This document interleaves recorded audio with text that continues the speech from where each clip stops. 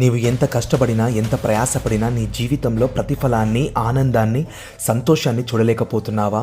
బహుశా నీవు చేసిన పాపములను ఒప్పుకోవడానికి బదులుగా దాచుకొని కప్పుకునే ప్రయత్నం చేస్తున్నావేమో. అందుకే దేవుని యొక్క సకల ఆశీర్వాదాలు నీకు దూరమైపోతున్నాయేమో ఆలోచించు. కయ్యేను చేసిన తప్పును కప్పుకొని దేశదిమ్మరయ్యాడు. ఆకాను తాను చేసిన తప్పును కప్పుకొని కుటుంబం మొత్తాన్ని నాశనం చేసుకున్నాడు. గెహజీ తాను అన్యాయముగా దేవుని సొమ్మును దాచుకొని తనకు తన సంతతికిని కుష్ఠిరోగాన్ని మిగిల్చాడు. దేవునికి ఇవ్వవలసిన కానుకను సగము దాచుకొని అననీయ సపేరా ప్రాణం మీదికి తెచ్చుకున్నారు. కానీ దయచేసి గమనించండి, దావీదు బెత్షెబాతో పాపం చేసెను. నాతాను ప్రవక్త వచ్చి గద్దించినప్పుడు ఆ పాపము ఒప్పుకొని విడిచిపెట్టి ఇక ఎన్నటికి వ్యభిచారమునకు తావు ఇవ్వలేదు.